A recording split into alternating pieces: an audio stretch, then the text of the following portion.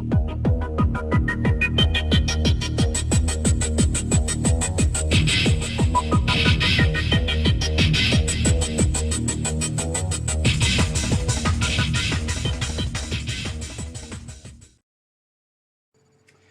evening, everybody. It's Reverend again with the theme here and its theory.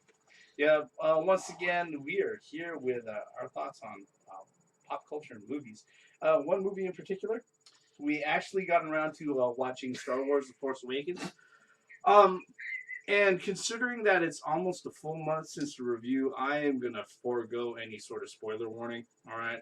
If you aren't one of the millions of people who've gone out there and contributed to that $1.5 billion juggernaut that has been spawned by the release of this movie, and you're going to complain about spoilers at this point, yeah, I don't think your complaints are valid anymore. No. Okay? Absolutely not. I mean, we put off seeing the movie as it was. We just didn't want to be like some of the first motherfuckers seeing it with the crowd and with the hype and with everything else. Yeah. But then one thing that we all had to do was stay off the damn internet about it. Well, yeah, and you guys were successful in not, pretty well. Yeah, I did pretty good. I don't go on the internet looking for shit. Yeah, not like movie spoilers or anything like that. Here's the thing: spoilers have a way of finding you. Fuck that. No, they don't. No, they don't unless I find me. No, I'm not doing that. Here's the thing, all right? I've found that over the past few weeks that my spoiler foo is weak, all right? So, I am also in a position... No, I mean, it's just went ahead, went through my defenses. It's done, right? But I also work for a company that we do social media apps, so it's not like I can stay offline at any time. Okay, all of our work is online. So when you're sitting there and you're looking at an Amazon review and somebody goes ahead and pops up, by the way, Kylo Ren kills Han Solo, and you're looking at fucking curtain hangers. Yeah, that actually happens. Yes. No, that happens. Are you serious? Yes. In random areas, people drop just stupid shit. That's why I stayed away. Yeah, in fact, I think when I was looking through the people who are connected to your channel, like some of the other folks who suggested, somebody went ahead and just the top comment. Oh, are you serious? I was like, whoa, what the hell? I didn't notice any of that. Yeah. Wow. But let's go on that subject really quick. Han Solo had the most noble part of the movie, in my opinion. Okay. If not to back up just for 2 seconds. Well, to back up for 2 seconds. Yeah, we're gonna do our review right now. It's gonna be laden with spoilers. All right. Some of us were more entertained with the movie than others in the room, and I gotta say, overall though, I'm really kind of glad that I didn't pay full price for the movie. You're not the only one. Agreed. You're not the only one. I mean, it's like I said, my spoiler foo was weak. So I knew all the particulars. I knew who was gonna die. I knew how. I didn't know. I knew who was gonna be the surprise hero of the movie and everything else. And because of that, I was like, I'm not gonna pay $15 for this movie ticket. All right. I'm sorry. Disney, if you guys are angry at me for not, going to anything past the matinee. We saw the matinee, okay? We paid money to see it, just not full freaking price. Yeah, it's because I kind of got spoiled for it. Yeah. So, but just to set the table, I'd have to say, comparatively speaking, was it as damaging as the prequels? Absolutely not. No. All right. No, it wasn't. Comparatively speaking, is it as memorable as episodes 4, 5, and 6? Absolutely not. No. No. Basically, to me, it was a copy and paste of episode 4. Yeah. It was very, very similar. They were very, very similar. It was literally a copy and paste to me. Except for all the disconnections that happened in the damn movie. Man, we're gonna break those down. Yeah, we'll visit those in a second. Oh God. like he said, copy and paste of episode 4, and I'm just taking to call it episode 4 recasted, because that's pretty much what it is. Like new hope. Like yeah, pretty much. Star Wars Fantasy 7 remake. No. A new pre-owned hope. Pre-owned hope. See, the thing was with the pacing, the way things were lined out, Almost down to the script at one point. I got a bad feeling about this. Are Yeah. thoroughly reminiscent, if not I want to throw my popcorn when I heard that line. complete throwbacks to episode 4. Yeah. I think a lot of the movie, to its merit, also to its detriment, all right, not only paid homage, but it very much stuck to a formula that was set up with episode 4. Mm-hmm. All right. When the Blu-ray comes out, I am definitely going to go ahead. I'm going to play episode 7 and episode 4. I am going to find the original version of episode 4 before I do this. So, all right. Yeah. Okay. You have to do that. Not Yeah. that special edition show. Yeah, because otherwise I'm not going to make it past the Humble Hands shoots first bullshit. All right. But Credo and Han. but I'm gonna play them on 2 separate windows or 2 separate screens at my house, and I'm gonna see how it plays out. I want to be there for that. I need to be there for that. Because the thing is, it's kind of like the Mortal Kombat Enter the Dragon thing, where it was like it's not so much where you're like it's the same movie dialogue wise and everything else, but when you hit these plot points and these settings that are almost beat for beat, Yeah.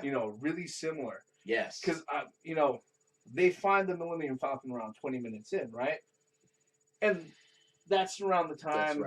That's around the time in A New Hope where, Obi-Wan takes Luke. yeah, and Mhm. when he To sits Mos there, Eisley. yeah, and they jump out and that he's sitting there trying to figure out how to shoot the turrets, right? There are a lot of things that happen along the way that, like I said, they don't seem familiar, but they're also paced very Very familiar. All right. Yeah.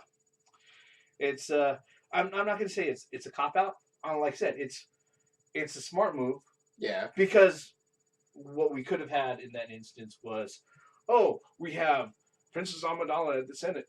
He said Jar Jar Binks. Yeah, No. or No.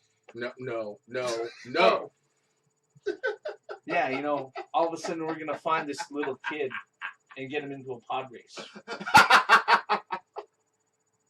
Yes, it could have been that bad, I'm but it wasn't. thinking about it, and I'm glad that it wasn't. Like Well, I've been saying we're all glad that that shit all didn't this happen. time, that it wasn't episode 1.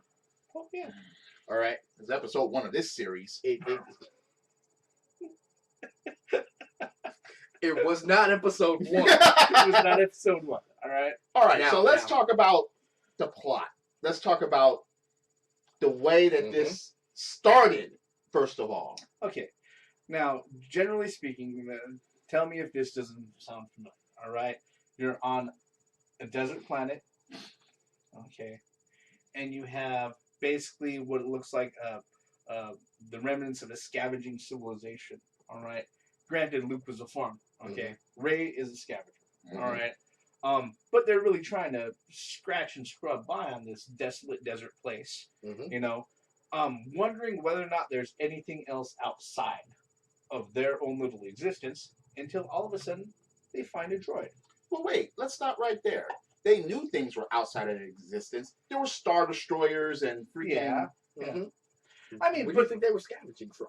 But for their personal lives, they wondered whether or not their life was ever going to go ahead and involve anything more than them just scrubbing by on a daily basis, on this desert planet. All right, until they find a droid. Right.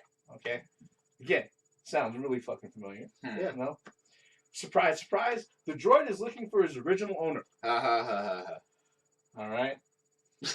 Again, familiar. Again. All right. So Wait, I think I've seen this before. it's either that or there's a glitch in the Matrix. Yeah, one of those two. All right. Okay.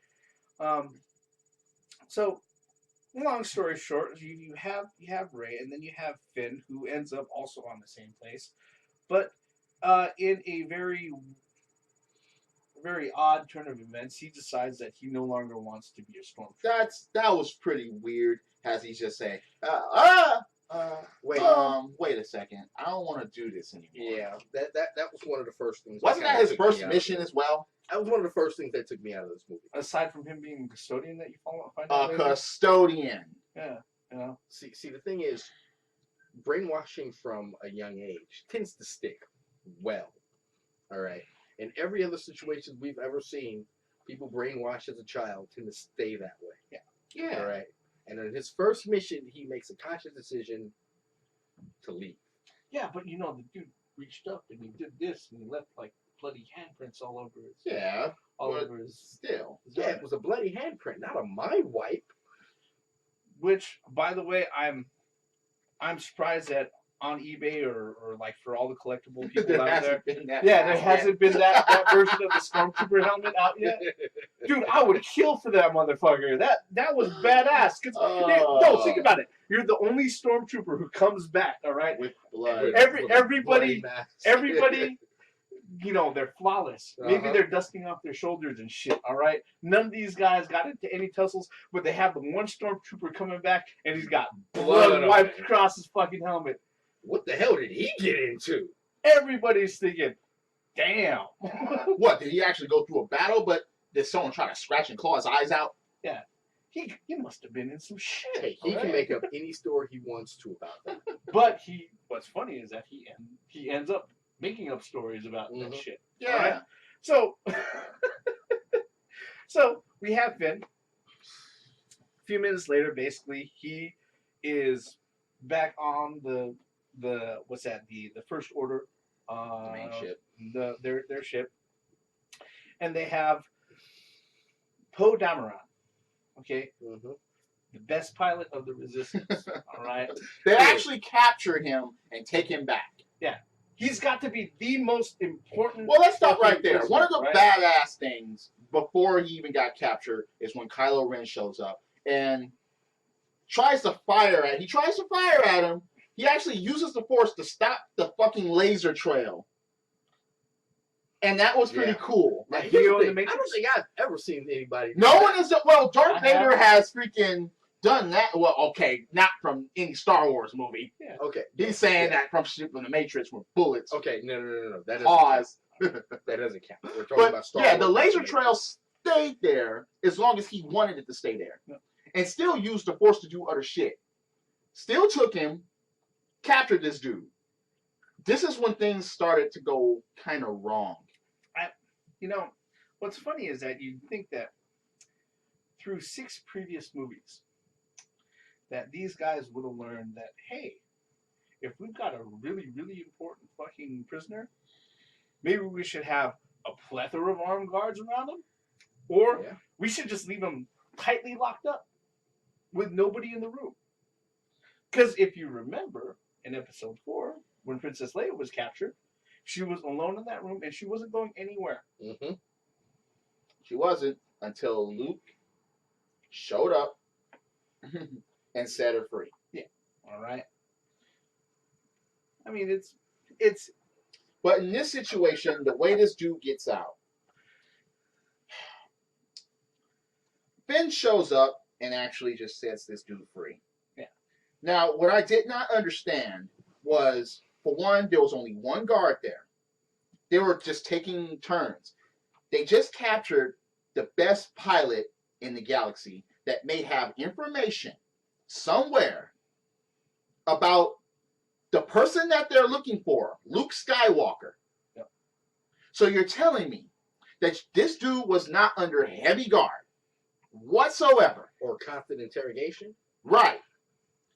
You couldn't even force the information out of him as far as saying, okay, where's the droid that this piece of information is? But again, you leave this dude with one guard. Yeah. Not under heavy guard. Have you learned anything from your previous history of who's been escaping or what's been done? Death Stars being destroyed, rebellion rising up, little Ewoks taking place, whatever. You had one dude guarding this dude, and Ben, disguised as a stormtrooper, takes over, but then escorts him out.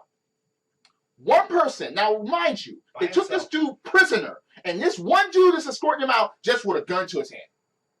Like, yeah. When they captured Chewie and brought him in, Chewie was in shackles with two stormtroopers. You have this one dude just gun and come with me. Yeah. I mean, nobody's asking him where are you transporting him to? Where are you taking him? Why are you taking him? Why are they being left alone in hallways? And the funny thing about that is that people see him. That's the point. Yeah. That I'm making. I'm like, wait a second here. This is not something that... See, my thing was they didn't react until they realized that he's still tethered to the ship while they're inside the TIE. Oh, okay, yeah, that... Oh, I can fly anything. They get inside one of the enemy's fucking TIE fighters, and they try to escape with the line still tethered to it. Yep. So you have everybody pretty much in this facility firing at it. They have no central defenses at the very whole of this ship. That was the thing at first, is that they weren't firing at it. That was the thing that got me. That was my thing. Like, okay, he's tethered to the line. He's trying to leave. He's stuck in the ship, and everyone is just, what's going on? I mean, even if the situation was you were an off-duty cop, all right, and you were passing by a gas station, and somebody decides to go ahead and drive off, and they've got the fucking pump still stuck inside your gas tank, you're not going to sit there and go, why, that's odd. You're probably going to go up and hit your lights, be like, hey, look, what's happening? Yeah, exactly. What are you missing? You know, but you hear, and then everybody stops and looks, and then they don't figure out, oh, shit. Someone's trying to escape. Yeah, you know? I mean. And then, during the escape, he's able to fly out of the ship, shoot down all the auxiliary guns on the bottom of the ship. I don't understand that either. Without anyone chasing them. Yeah, nobody chased that. Nobody chased that. Not another TIE fighter left that ship in pursuit. Yeah. And it wasn't like before where they were following like a trail of trash or anything like that. Right. You know, they knew, hey, there's a ship. They're like, oh, we know where it's going. Oh, it's going here. Then when they go down to the damn planet in order to search for the droid and to search for everything else, they know that they shot the ship, it crash landed there. How are you not sending your fucking fleet onto this fucking planet? Why are you sending groups of two to just all across this motherfucker? You know you shot this motherfucker. You know they're right there. Go down there and retrieve whatever you have to retrieve. I was having flashbacks to Spaceballs. Yes! Yeah. Comb the desert? Yeah. Yeah. You ain't found shit. Yeah. Look, Finn should have had an afro. Oh, God. That would have made it perfect. Yeah. Let's fast forward a little bit. Okay. If we start, we'll be here for it. Yeah, if we discuss each and every, we'll have to put this in the parts. This will be very long. All right, and I'm not getting paid for this. All right, and I don't know if you have enough beer for that either. Okay. So fast forward a little bit. Basically, Finn and Rey they meet up. They have the droid. They get off the planet by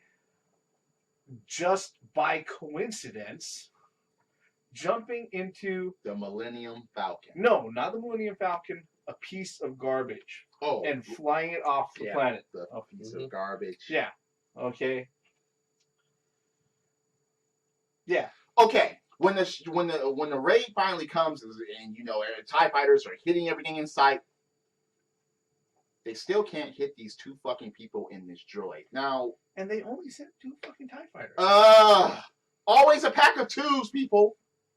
Yeah. No more, no less. A master and a Come on! Yeah. Okay. Again, they have information or it's one of the most important pieces of information that they're going to be able to carry. Something down there has it. Yeah. Either capture it or destroy it. Look, I'm not sure about you guys, but I'm gonna send more than 2 ground units and 2 TIE fighters. They're destroying everything except for them 2. This piece of garbage is not being fired at or hit, even though it's right next to everything else. It's in the middle of everything, and it's the biggest craft in the whole place. Yeah, even while it's taking off, it wasn't getting really fired. Yeah. No. Yeah.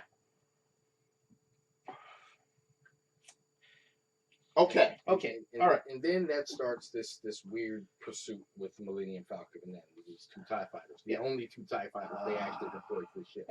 Was there nobody on radio? We have this ship that's taken off. It's probably them in it. We have them send back up. Well, now here's the thing. This is another one of those episode 4 moments. Yeah. Like, all right, here's what I want you guys to do. Just a little bit of homework. Go back and watch this part of episode 4 where they take off on the Millennium Falcon and they're trying to escape. Mm-hmm. Okay? And then check out this episode 7. And you will find literally no differences. Well, except for the turret getting stuff. Except for maybe the turret Okay. getting stuff. All right. Maybe the turret getting stuff. Because the turret got shot. Okay. Well, fast forward a little bit further. All right. We finally get into the Millennium Falcon after a little bit of technical difficulties. Han and Chewie walk in. All right. And from that point, the ship gets brought in. Yeah. Gets brought into some they other thought- cargo ship. Who they thought was the First Order. First Order, yeah. It's a freighter from the First Order, Mhm. right? And we enter in Han and Chewie, Mhm. all right? And at that point, it very much turns into Han's movie.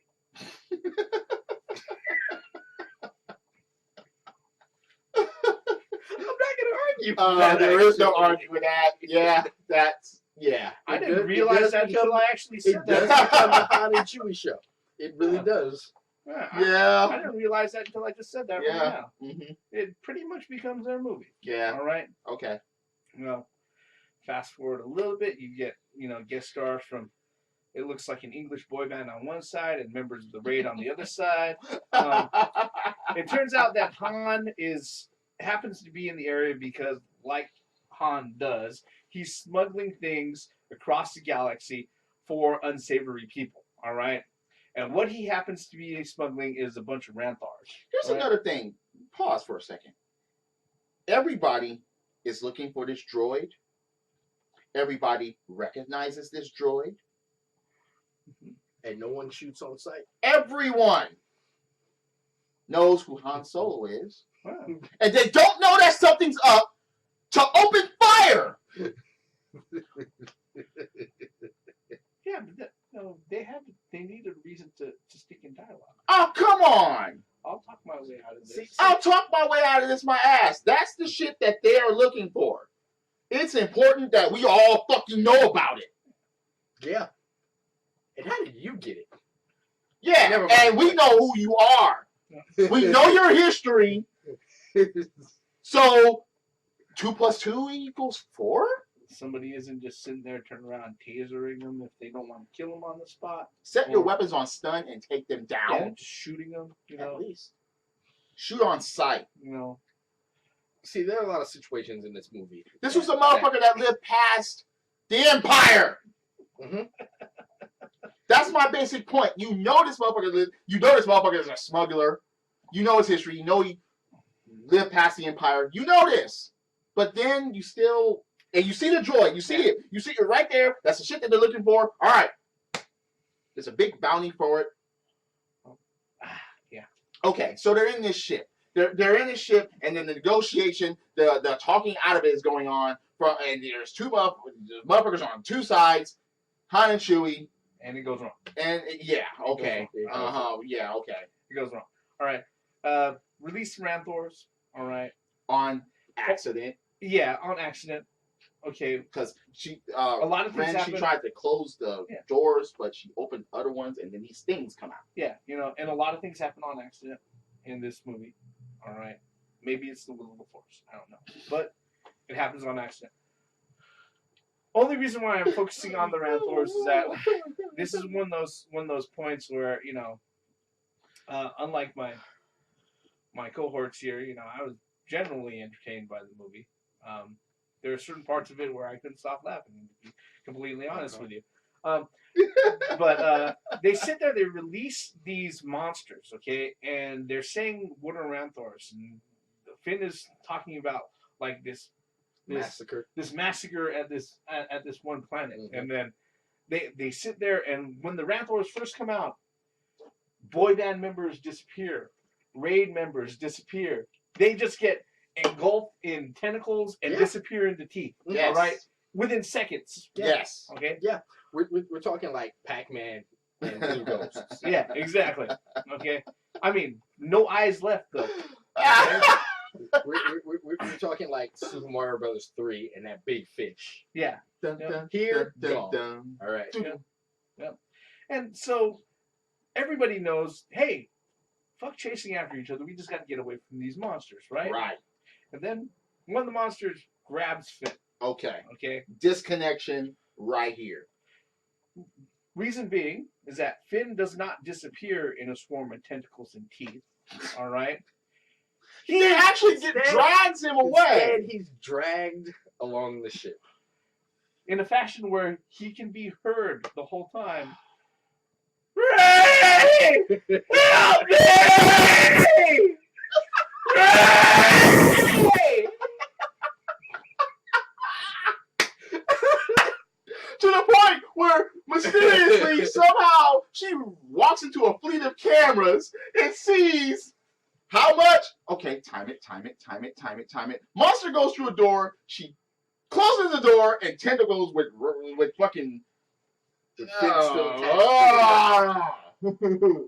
bullshit. Okay, the only reason why we go ahead and we mention these things, there are moments that I'm disconnected from the movie, all right? They stand out. They stand out. They stand out. They majorly stand out. All right.